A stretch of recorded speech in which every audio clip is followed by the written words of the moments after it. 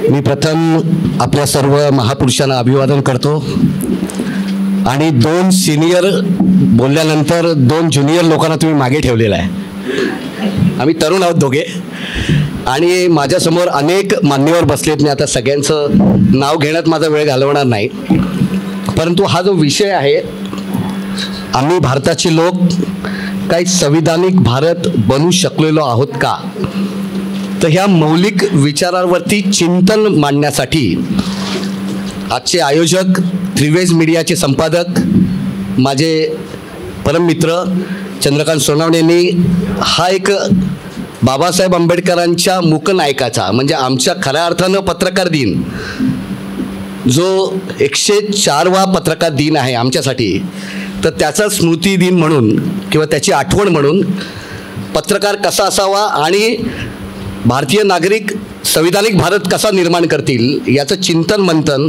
आज आपल्यासमोर ठेवण्यासाठी आमच्यासारख्या कार्यकर्त्याला इथे बोलवलेला आहे। तर मी सुरुवातीलाच आपल्याला सांगू इच्छितोय की मी फार इतिहासात जाणार नाही।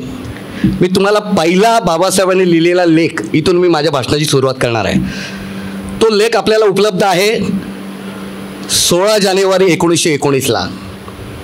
हा लेख बाबासाहेब आंबेडकरांनी टाइम्स ऑफ इंडियामध्ये लिहिला होता आणि त्या लेखाचं टायटल आहे महार होम रूल। काय टायटल आहे? Mahar home rule. आणि तिथे कुणाचंही नाव लिहिलं नव्हतं, त्यांनी काय लिहिलंय? महार। टायटल नव्हतं त्या लेखाला, म्हणजे लेखक कोण हे नाव नव्हतं। मग हा लेख टाइम्स ऑफ इंडियामध्ये आला आणि तो टाइम्स ऑफ इंडिया पूर्ण देशभर जातो। तर तो देशभर गेल्यानंतर तो वाचला एका राजाने, त्याचं नाव आहे राजर्षी छत्रपती शाहू महाराज। आणि राजाने वाचल्यानंतर त्याने आपल्या सहकार्यांना विचारलं की हा कोण आहे, शोधा। आणि मग शोधाशोध सुरू झाली आणि ती शोधाशोध कुठे येऊन ठेपली? मुंबईत। आणि त्यांनी पाठवलं शोधायला दत्तोबा पवार, चर्मकार। आणि त्या दत्तोबा पवारने त्यांचा जातभाई शिवतरकर त्यांना विचारलं की हा लेख नेमका लिहिलाय कोणी? नाव नाही आहे, कोणी लिहिला हा लेख? तर त्यांनी सांगितलं की हे डॉक्टर भीमराव आंबेडकरांनी लिहिला आहे। तर चला मला घेऊन त्यांच्याकडे। आणि मग राजर्षी शाहू महाराज आपल्या BIT चाळीमध्ये बाबासाहेबांना भेटायला आले आणि भेटायला आल्यानंतर तिथून घेऊन मग कामाठीपुरा कशासाठी प्रसिद्ध आहे तुम्हाला माहिती आहे, पण त्याच कामाठीपुरामध्ये राजर्षी शाहू महाराजांचा बंगला होता, पन्हाळा लॉज। आज तो अस्तित्वात नाही, तो आता तिथे भग्न झालेला। आम्ही इतिहास जपत नाही, पण तो आज अस्तित्वात नाही। तिथे आता एक स्तंभ आहे फक्त, गेल्या वर्षी बांधला तो। आणि तिथे बाबासाहेब आणि त्यांची जी चर्चा झाली त्या चर्चेतून मूकनायक निर्माण झालेला आहे आणि शाहू महाराजांनी ती मदत केली। मी या इतिहासात जात नाही, इथल्या बसलेल्या लोकांना हे सगळं माहिती आहे। तुमचं सगळ्यांचे कान माझ्याकडे असू द्या, कारण आता तुमचं तोंड चालू आहे, म्हणजे डिस्टर्ब होतो खाण्याने। परंतु मला काही मौलिक विचार आपल्यासमोर ठेवायचे आहे, ज्याची मी तयारी करून आलेलो आहे। कसा निर्माण होईल त्याचं चिंतन आमच्या आधीच्या सिनियर लोकांनी मांडलं आहे। मी तुम्हाला कसा का निर्माण नाही झाला आणि काय निर्माण होण्याचे काही चान्सेस आहेत का याचं चिंतन मी तुमच्यासमोर मांडणार आहे। मी त्याच्या आधी थोडंसं मी मागे याची पार्श्वभूमी यासाठी घेतोय की बाबासाहेब आंबेडकरांनी 1900 मे बी राईट, तवटकर साहेब इथे बसलेले आहेत, श्रीकांत तवटकर, 1955 साली, कदाचित तारीख थोडी मागे पुढे येऊ शकते, बाबासाहेब आंबेडकरांनी सिद्धार्थ महाविद्यालयात एंट्रन्स टू पॉलिटिक्स म्हणून काही प्रशिक्षित राजकारणातले कार्यकर्ते निर्माण करण्यासाठी एक प्रशिक्षण केंद्र निर्माण केलं होतं। आता त्याचा अभ्यास तवटकर साहेब करतायत, आम्ही त्यांच्या शोधात आहोत। रेगेंनी ते सगळे डॉक्युमेंट्स जर ठेवले असते तर कदाचित आपल्यासमोर हे सगळं दालन उभं राहिलं असतं आणि ते कोण करणार आहे तेही मी तुम्हाला सांगू इच्छितो। त्याच्या आधी मी तुम्हाला थोडं मागे घेऊन जातोय, तो काळ ज्याचा उल्लेख माझ्या आधी वाळके सरांनी केला। मला हा प्रश्न नेहमी पडतो की इतिहासाचे 3 काळ आहेत आणि इतिहास हा शब्द मूळतः पाली आहे। मराठी नाही आहे. इतिहास या शब्दाचा अर्थ काय होतो? इति म्हणजे असे आणि हास म्हणजे घडले. हा पाली शब्द आहे चंदू. तर आपण ह्याची सांगड घालताना इतिहासाचे जे 3 कालखंड आहेत म्हणजे प्राचीन, मध्ययुगीन आणि आधुनिक, ह्या तिन्ही काळावरती इथल्या वैदिक लोकांचा प्रभाव नव्हता असं मी अतिशय जबाबदारीने म्हणतोय. प्राचीन भारतावरती बौद्ध धम्माचा प्रभाव तुम्हाला दिसतो. मध्ययुगावरती तुम्हाला इस्लामचा प्रभाव दिसतो आणि आधुनिक काळावरती तुम्हाला ब्रिटिशांच्या माध्यमातून ख्रिश्चनांचा प्रभाव दिसतो असं मला वाटतं. आणि मग याचं सगळं चिंतन मांडताना आपल्याला ही गोष्ट दिसते की बौद्ध काळ ज्याला आपण म्हणतो की इसवी सन पूर्व 5व्या शतकापासून साधारणतः 8व्या शतकापर्यंत इसवी सनाच्या एक मोठ्या प्रमाणात आपल्याला एस्टॅब्लिश झालेला दिसतोय. तो अगदी आपण खेचत 12व्या शतकापर्यंत आणू शकतो.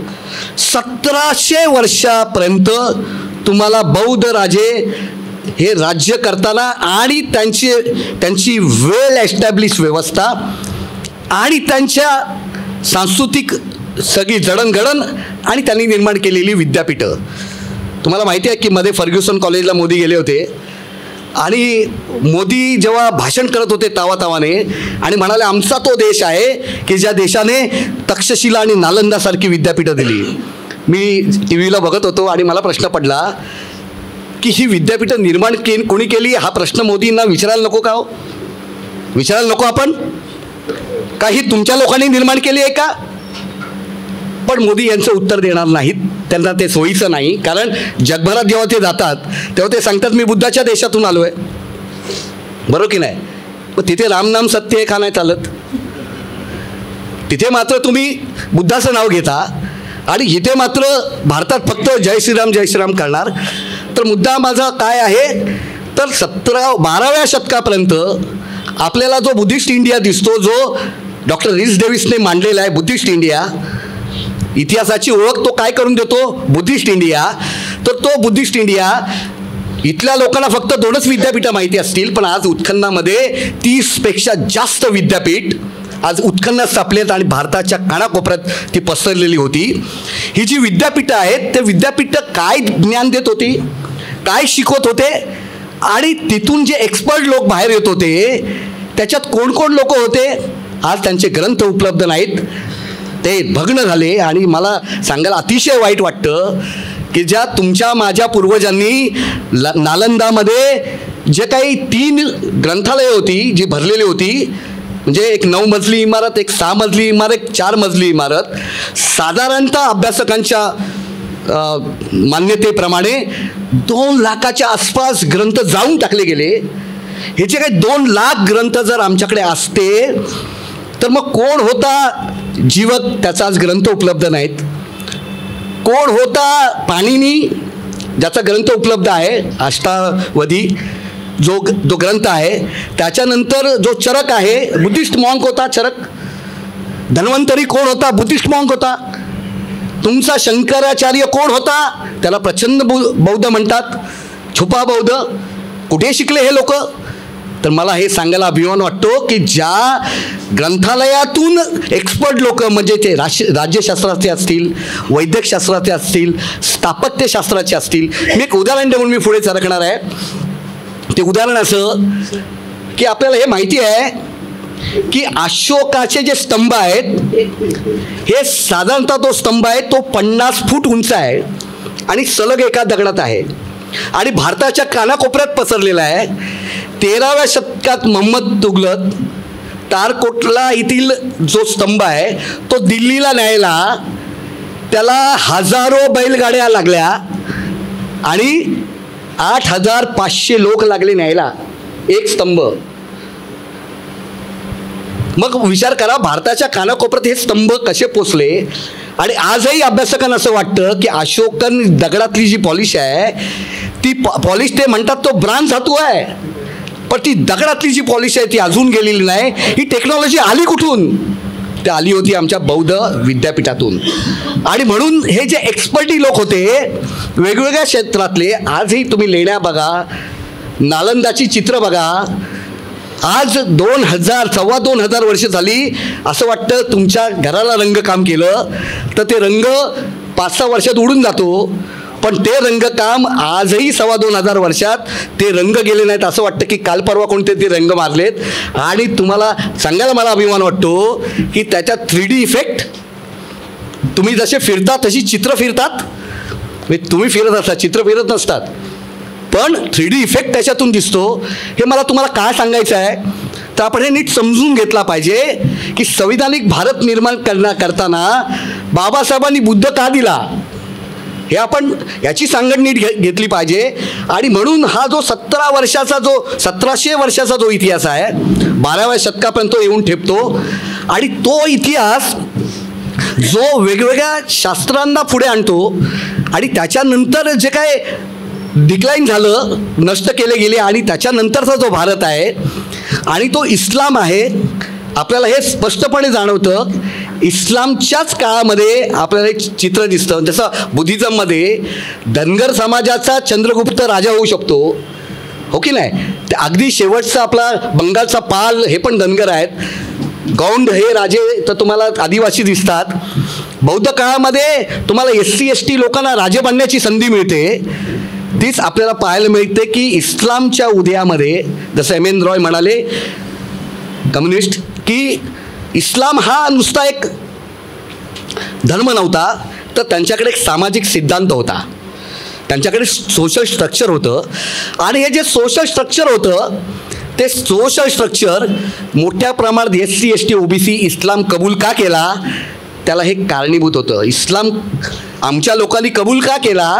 आणि मग हे इतिहासामध्ये आपल्याला दिसतं 13व्या शतकामध्ये, 13व्या-14व्या शतकात, की मल्लिक कपूर आणि मल्लिक खुसरो,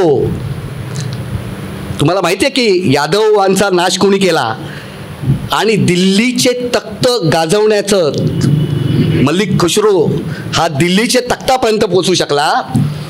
हे इस्लामच्या काळात होऊ शकलेलं आहे की एक अस्पृश्य हा दिल्लीच्या तख्तापर्यंत पोचला होता. कशामुळे? इस्लामच्या उदयामुळे.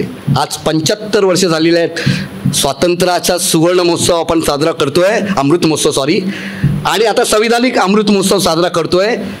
काय गेल्या 75 वर्षात संविधानामध्ये आज अस्पृश्यांचा PM बनू शकलेला आहे का?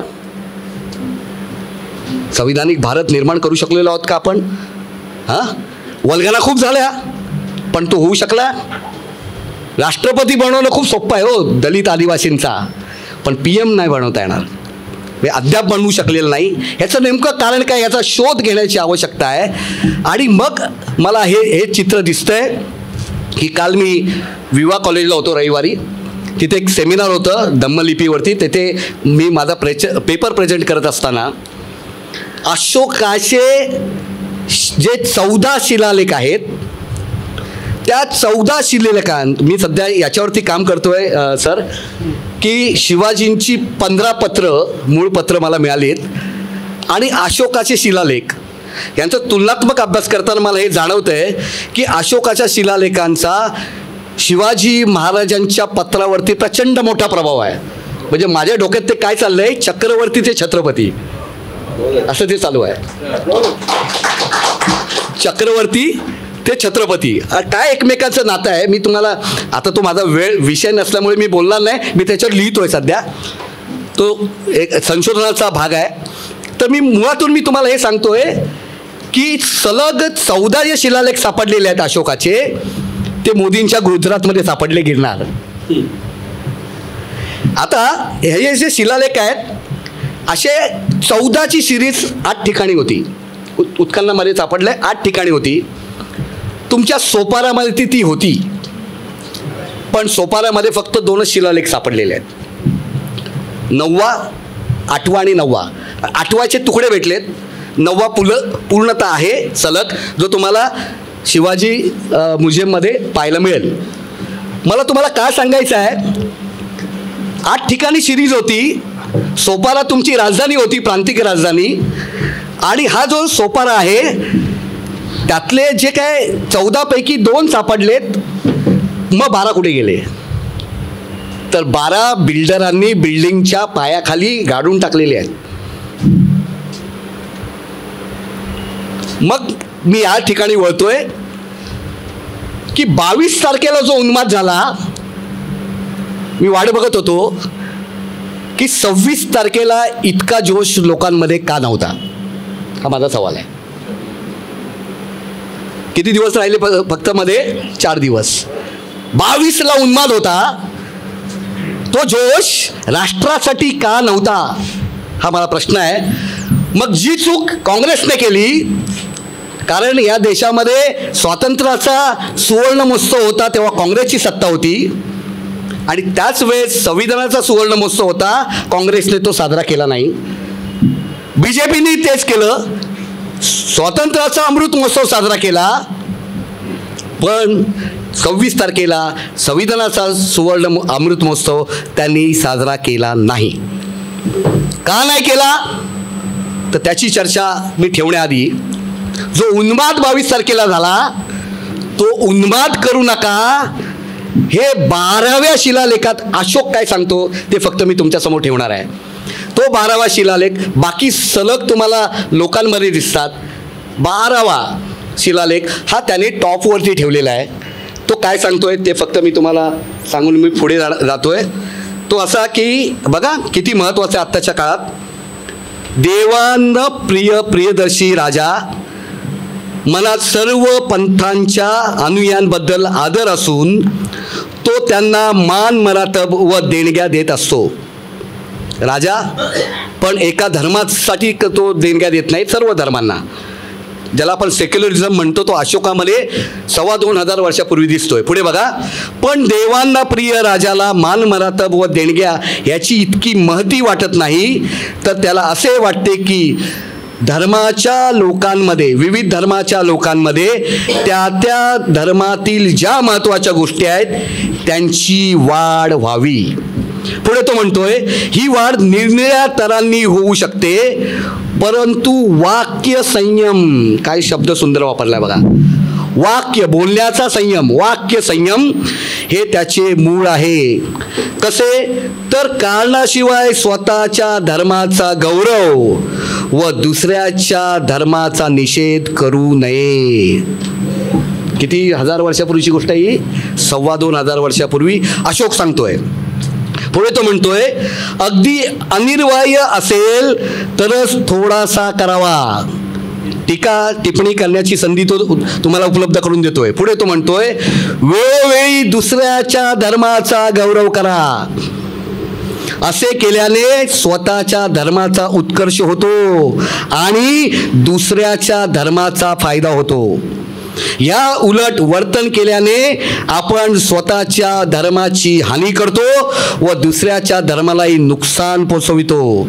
स्वतःचा धर्म उज्ज्वल दिसावा म्हणून जो माणूस प्रेमामुळे स्वतःच्या धर्माची स्तुती करतो आणि दुसऱ्याच्या धर्माची निंदा करतो, तो अशा वर्तनाने खरोखरच स्वतःच्या धर्माची निसंशय हानी करीत असतो. काय चाललंय सध्या काय चाललंय? आणि म्हणून अशोक किती रिलेव्हंट आहे हे सांगण्यासाठी मी आणखीन तुमची 2-1 मिनिटं घेऊन मी पुढे जाणार आहे. म्हणजे लोक एकमेकांचा धर्म काय आहे हे तो असं म्हणतोय की ह्यासाठी नेहमी परस्परांशी विचार विनिमय करणे निस्पृहणीय आहे. म्हणजे लोक एकमेकांचा धर्म काय आहे हे ऐकून घेतील व तो समजून घेण्याची त्यांना इच्छा होईल. का म्हणाले बाबासाहेब अशोक भारत निर्माण करा? त्याच्या शिलालेखात दडलेला आहे. पुढे तो म्हणतो, यासाठी देवांचा प्रिय राजाची इच्छा आहे. कोणती? ती ही की सर्व धर्माच्या लोकांनी एकमेकाच्या धर्माची माहिती मिळवावी व कल्याण करून घ्यावे आणि ज्या लोकांचा एखाद्या विशिष्ट धर्माकडे ओढ आहे त्यांना असे कळवावे. देवांना प्रिय राजाला मान मरातब व देणग्या यांची इतकी महती वाटत नाही, पण त्याला ही गोष्ट महत्त्वाची वाटते की सर्व पंथाच्या लोकांमध्ये त्या पंथांतील मूलभूत गोष्टींची वाढ व्हावी. म्हणजे सर्व धर्मातील मूलभूत गोष्टींची वाढ व्हावी व एकमेकांच्या धर्माबद्दल आदर असावा. हे साध्य व्हावे म्हणून अशोकाने जगामध्ये पहिल्यांदा धर्म महामात्राची निर्मिती केली. धार्मिक मंत्री तो काय सांगेल, सर्व धर्मांचा जो सदाचार आहे ते लोकांना सांगेल. आणखीन एक जगावेगळी गोष्ट अशोकाने केली, ती आधुनिक काळाला सुसंगत आहे. त्याने स्त्री अध्यक्ष महामात्राची नेमणूक केली. स्त्रियांना मंत्री बनवलं पहिल्यांदा कोणी, तर सम्राट अशोकाने केलं. किती आधुनिक आहे. आणि मग त्याने असं म्हटलंय की व्रात्यभूमिक व इतर अधिकाऱ्यांची नेमणूक केली आहे आणि त्यामुळे आपापल्या धर्माची वृद्धी, धर्माची उज्ज्वलता ही फळे लाभतील. काय अशोकाचा हा शिलालेख मोदीजींपर्यंत पोचवायला नाही पाहिजे? पोचवायला पाहिजे ना. मग त्यासाठी आपल्याला हा जो विचार आहे अशोकाचा विचार, तो लोकांपर्यंत पोचवण्याची आवश्यकता आहे. आणि मग मी या संदर्भात आपल्यासमोर मी ठेवू इच्छितोय की जसं आता चंदू जगताप इथे बसलेला आहे, एकदा आठवले साहेब म्हणाले होते, आता आठवले म्हणून सांगतोय तुम्हाला, ते असं म्हणाले होते की आपले जे प्रतिज्ञा आहेत शाळेमध्ये, त्या प्रतिज्ञांना एक एक प्रतिज्ञांना प्रश्नचिन्ह टाकलं पाहिजे. भारत माझा देश आहे प्रश्नचिन्ह, सारे भारतीय माझे बांधव आहेत प्रश्नचिन्ह, साऱ्या देशावर माझे प्रेम आहे प्रश्नचिन्ह. फार चांगला विचार त्यांना सुचला होता त्यावेळेस. मग हा प्रश्न मी तुमच्या समोर ठेवू इच्छितोय की काय संविधानिक भारत नजीकच्या काळात निर्माण होऊ शकतो का. मग प्रश्न हा पडतो की मग गेल्या 75 वर्षात संविधानिक भारत निर्माण का होऊ शकलेला नाही. तर त्याचं उत्तर आपल्याला या ठिकाणी दिसतं. ते उत्तर आहे जे बाबासाहेबांनी आपल्याला 1949ला दिलं होतं. 1949ला जेव्हा हे संविधान जेव्हा राष्ट्राला अर्पण केलं तेव्हा बाबासाहेब म्हणाले, on the 26th of January 1950 we are going to enter into the life of the contradiction. आपण असमंजस्याच्या भूमिकेत आपल्याला आज आपण पोचलेलो आहोत. आणि त्या काळात in political we will have to equality and in social and economic life we will have inequality. आपण राजकीय क्षेत्रात आपण समानता निर्माण करू शकलेलो आहोत, पण राजकीय निर्माण करू शकलो, पण सामाजिक आणि आर्थिक क्षेत्रात आपण आजही गैरबरोबरी आहे. We must remove this contradiction at the earliest possible moment or else those who suffer from inequality will blow up the structure of the political democracy which this assembly has so laboratory build up. महत्प्रयासाने निर्माण केलेला हा लोकशाहीचा डोलारा, ज्या सामाजिक आणि आर्थिक परिस्थितीने जो पिचलेला समाज आहे, तो जर वेळेस तुम्ही गैरबरोबरी दूर करू शकला नाहीत, तो उठून उभा राहील आणि तो उद्ध्वस्त केल्याशिवाय राहणार नाही. आता इथे प्रश्न येतो, तेव्हा कांशीरामजी काय म्हणाले. कांशीरामजी म्हणतात की ह्या लोकांनी हे बाबासाहेबांचं म्हणणं ऐकून अशी व्यवस्था निर्माण केली की कोणता समाज हे करू शकतो, तर हा शेड्यूल कास्ट समाज करू शकतो. मग त्यांच्या नेत्यांना मॅनेज करा. का संविधानिक समाज निर्माण होऊ शकला नाही? उद्ध्वस्त कोण करू शकतो? तर शेड्यूल कास्टचे लोक हे तयार झालेले आहेत, त्यांना व्यवस्था समजलेली आहे. बाबासाहेबांनी त्यांना व्यवस्था समजून सांगितलेली आहे. त्याचे जर लीडर नसतील तर समाज काही करू शकत नाही. आणि म्हणून त्यांच्या लोकांना त्यांनी मॅनेज केलं. तुला काय पाहिजे ते बोल, तू बंगल्यावरती बंगले बांध, पण समाजाचं बोलायचं नाही. आणि म्हणून 75 वर्षात संविधानिक भारत का निर्माण होऊ शकला नाही, तर ज्यांच्यावरती निर्माण करण्याची ती जबाबदारी होती, ती जबाबदारी त्यांनी योग्य रीतीने पाडू शकलेले नाहीत. सुमेशजी, हा सगळ्यात मोठा प्रश्न आहे. घोळ काय आहे, तर ज्या लीडरवरती, कारण कप्तान लागतो लढाईला, संघर्षासाठी तुमचा सुभेदार लागतो. भीमा कोरेगावची लढाई योग्य सुभेदार होते म्हणून जिंकलो, है ना. आत्ताची लढाई, ते मध्ये संजय पवारांनी लेख लिहिला होता, बाबा तुझी पोरं नापास का होतात. साधं उत्तर आहे, परीक्षेचा अभ्यासच करत नाही म्हणून नापास होतात. सर बाबा तुझी पोरं नापास का होतात? ते अभ्यास नाही करत. आणि बाबासाहेब पास होत होते, लेकरं का नापास होतात? बाबासाहेब अभ्यास करत होते, रणनीती आखत होते. मग हा प्रश्न मी तुमच्यासमोर ठेवून मी थांबणार आहे की संविधान निर्माण करण्यासाठी केल्यानंतर संविधानाला धोके कधी निर्माण झाले. तर आपल्याला माहिती आहे की 47ला देश स्वतंत्र झाला, सुरुवात झाली नंतर लेखनाला. 49ला बाबासाहेबांनी अर्पण केलं आणि 50 नंतर इमिजिएटली अमेंडमेंटला सुरुवात झाली. आज 100 क्रॉस करून अमेंडमेंट झालेले आहेत. सर माझ्यानंतर बोलणार आहे ते डिटेलमध्ये, त्याच्यावरती बोलतील. मी पुढे जातो आहे. मी त्यासाठी सांगतो आहे की लगेच 30 वर्षाने पहिला संविधानाला चॅलेंज उभं राहिलं, ते इंदिरा गांधीच्या माध्यमातून, ते आणीबाणी. आपल्याला माहिती आहे आणीबाणी हे सगळ्यात मोठं चॅलेंज होतं त्यावेळेस. त्याच वेळेस संविधानाची मोडतोड झाली आणि मोडतोड झाल्यानंतर काही गोष्टी त्याच्यात घातल्या गेल्या. मी त्याच्याबद्दल डिटेलमध्ये जाणार नाही. मला जो मुद्दा सांगायचा तो पुढे आहे.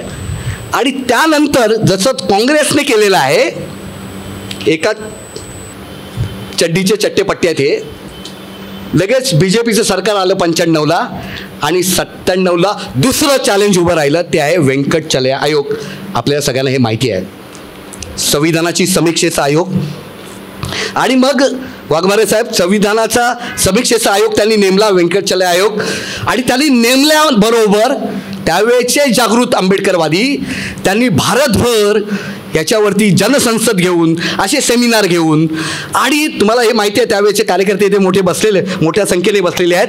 आपण वस्त्यामध्ये जाऊन जनसंसदा घेतलेल्या आहेत. त्यावेळेस तर आम्ही वडाळ्यामध्ये गल्ली जाऊन त्या छावण्यांमध्ये जाऊन आम्ही ते घेतलं आहे. आणि ज्यावेळेस पूर्ण देशात जवळजवळ हजारोंच्या वरती जनसंसदा झाल्या, लोक जागृत झाले. कारण ते लोक म्हणत होते त्यावेळेस तुम्हाला संविधान कुठलं पाहिजे, निळ्या फडक्यातलं पाहिजे की भगव्या फडक्यातलं पाहिजे, असं ते जे सांगत होते.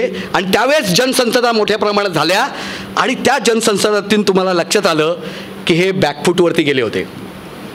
आणि मग बॅकफूटवरती गेल्यानंतर त्यावेळेसचा संघचालक सुदर्शन, त्याने दीक्षाभूमीला जाऊन बाबासाहेबांच्या गळ्यात हार घातला. त्यावेळेस कांशीरामजींनी म्हटलं की ये उनकी हार आहे. बाबासाहेबांना हार घातला, ये उनकी हार आहे. त्यांनी मान्य केलं की आता बॅकफूट, पण ते मान्य केलं नाही. ते तिथे थांबले. त्यांना कुठे थांबायचं हे माहिती आहे. त्यांनी कांशीरामजींना जाऊ दिलं. आणि आपल्याला माहिती आहे त्यांनी 25 वर्षाचा अजेंडा तयार केला. आणि तो अजेंडा आता तुम्हाला 17पासून पुढे दिसतोय. बघा, 77, 1997, 2017, 17पासून नवा धोका उभा राहिला संविधानाला. आणि मला अशी भीती वाटते सुहास चव्हाण सर, ती भीती अशी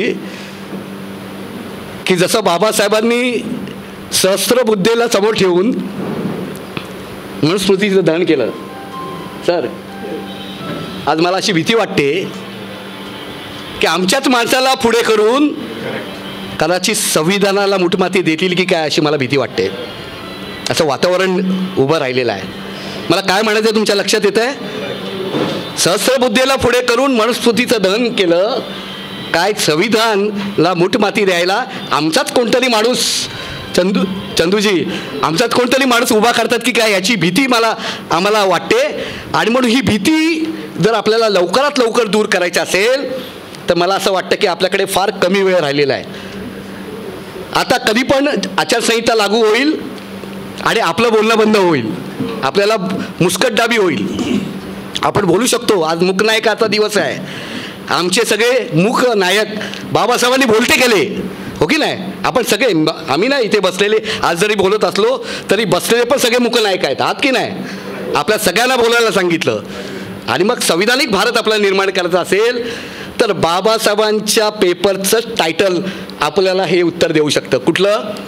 तर मूकनायकांना बहिष्कृत भारतामध्ये समता निर्माण करून जनतेला प्रबुद्ध भारताकडे नेणं, हेच संविधानिक भारत निर्माण करण्याचं गमक आहे. हेच बाबासाहेबांचं टायटल आहे. आणि म्हणून तो संविधानिक भारत निर्माण करायचा असेल तर जे सिद्धार्थ महाविद्यालयामध्ये बाबासाहेबांनी एंट्रन्स टू पॉलिटिक्स याचा जो अजेंडा बनवला होता, जो अजेंडा रेगनकडे राहिला, तो अजेंडा, तो सिलेबस आज लोकांमध्ये घेऊन जाऊन आपल्याला जो काही कालावधी आपल्याकडे असेल, काय तुमची तयारी आहे रस्त्यावरती यायची, वस्त्यात जायची? आपण ती आता तयारी केली पाहिजे. वस्त्यात जाऊन संविधानाने तुम्हाला काय दिलं, ओबीसीना काय दिलं, मराठ्याला काय दिलं, आदिवासीला काय दिलं, दलिताला काय दिलं आपण, आणि ब्राह्मणाला सुद्धा काय दिलं. मग चित्रेसारखी अशी वाटेल ते बोलणार नाही, जोकसारखे जोक करणार नाही. आणि म्हणून येणाऱ्या काळात संविधानिक भारत आपल्याला निर्माण करायचा असेल तर तो बाबासाहेबांनी कागदावरती बनवलेला आहे, पण तो आपल्याला जमिनीवरती उतरवायचा आहे. तो कशामध्ये? प्रिअम्बलमध्ये. मी आता याला प्रश्नचिन्ह नाही टाकणार. प्रिअम्बलमध्ये बाबासाहेब काय म्हणाले, सरांनी व्याख्या केली. आता त्यांच्या इतकी काय व्याख्या आम्ही नाही करू शकत, कारण त्यांचा अनुभव फार मोठा आहे. आम्ही त्यांना फॉलो करतो, ते आमचे मार्गदर्शक आहेत. पण तो संविधानिक समाज आपल्याला निर्माण करायचा आहे. तो प्रिअम्बलमध्ये बाबासाहेबांनी सांगितलेलं आहे की आम्ही भारताचे लोक, आम्ही काय बनवायचं आहे, आम्हाला सार्वभौम समाजवादी, जो तुमच्या स्टेट अँड मायनॉरिटीमध्ये आलेला आहे. बाबासाहेबांनी पूर्ण सिलेबस बनवलेला आहे, पण बाबासाहेबांची लोक वाचतच नाहीत, है ना. माहिती आहे आपल्याला की आमच्या प्रत्येक आंबेडकरी कार्यकर्त्याच्या घरात कपाटात पुस्तकं आहेत, पण डोक्याच्या कपाटात अजिबात नाहीत. इतर समाजाला असं वाटतं की आंबेडकरी लोक काय वाचतात. आम्हाला हा प्रश्न आहे, काय वाचतात, काय वाचतात, हा प्रश्न आहे. कपाटं भरलेली असतात, सगळा शोकेश. सन्माननीय अपवाद वगळता, माफ करा, इथे अनेक माझ्यापेक्षा मोठे लोक बसलेले आहेत. मी त्यांच्याबद्दल बोलत नाही आहे, म्हणजे इथे बसल्याबद्दल मी बोलत नाही आहे, पण मला हे माहिती आहे. हा, मग त्यांच्याबद्दलही बोलतो. त्यातले काही लोक तेही असू शकतात, बरोबर की नाही. तर मला तुम्हाला हे सांगायचं आहे की तो जो बनवायचा आहे समाजवादी, धर्मनिरपेक्ष, लोकशाही आणि गणराज्य. मला हा गणराज्य शब्द फार आवडतो. यासाठी सांगतोय की कधीतरी या सिद्धार्थ महाविद्यालयात बाबासाहेबांनी रिपब्लिक ह्या शब्दाबद्दल इतक्या फुटनोट काढलेल्या आहेत, ते 1934 पासूनच्या. तर इतके विविध असे अर्थ बाबासाहेबांनी अपेक्षित असलेले काढलेले आहेत की जो रिपब्लिकन भारत आपल्याला निर्माण करायचा आहे, जो गणराज्यात्मक भारत आपल्याला निर्माण करायचा आहे. म्हणून गणराज्य कधी होते? बुद्धाच्या काळात. आणि म्हणून विनय पिटक, मला हा नेहमी प्रश्न पडतो की आमचे राज्य होते तेव्हा कुठलं संविधान असेल, अशोकाच्या काळात कुठलं संविधान असेल, कनिष्काच्या काळात कुठलं संविधान असेल, आणि हर्षवर्धनाच्या राज्यात कुठलं संविधान असेल. मला प्रश्न पडला आहे, कारण सोने की चिडिया ती होती. सोन्याचा धूर तेव्हा निघत होता, तो भारत त्यांनी निर्माण केला, ते गणराज्य. म्हणून मला नेहमी असं वाटतं की अशोकाला पर्याय त्याने राम दिला, कनिष्काला पर्याय त्याने कृष्ण दिला, आणि हर्षवर्धनाला पर्याय त्याने हरिश्चंद्र दिला. तिन्ही काल्पनिक आहेत. आता त्याला तुम्हाला उत्तर उभी करावं लागतील, ओरिजिनली लोक उभे करून, ओरिजिनली तुमची माणसं उभी करून. म्हणून ते गणराज्य घडवण्याचा व त्यांच्या सर्व नागरिकास सामाजिक, आर्थिक, राजनैतिक न्याय, विचार, अभिव्यक्ती, विश्वास, श्रद्धा आणि उपासनेचे स्वातंत्र्य आणि दर्जाची, संधीची समानता हे निश्चितपणे प्राप्त करून देणारा आणि त्या सर्वांमध्ये व्यक्तीची प्रतिष्ठा वाढवणं. बघा, व्यक्तीला केंद्रभूत, बुद्धाने सुद्धा व्यक्तीला आणि व्यक्तीच्या नीतीला केंद्रीभूत म्हणून ठेवलेला आहे. हा सगळा बुद्धाचा विचार कुठूनही बाबासाहेबांनी बाहेरून आणलेला नाही, तो मूळचा इथला आहे. म्हणून विनय पिटक फार महत्त्वाचा आहे. विनय पिटकामध्ये म्हणजे आपला प्रवास संतागार ते संविधान संसद, संतागार ते संसद असा तो गेलेला आहे. आणि म्हणून व्यक्तीची प्रतिष्ठा आणि राष्ट्राची एकता आणि एकात्मता याचे आश्वासन देणारी, बंधुता प्रवर्धित करणारा समाज, ही व्याख्या बाबासाहेबांनी दिलेली आहे संविधानिक समाजाची. आणि ती व्याख्या ती पुस्तकात आहे, ती फक्त लोकांपर्यंत पोहोचवणं हेच आंबेडकरवाद्यांचं काम आहे. आंबेडकरवादी हे काम करतील अशी अपेक्षा बाळगून मी माझं भाषण इथे थांबवतो. जय भीम, जय प्रबुद्ध भारत.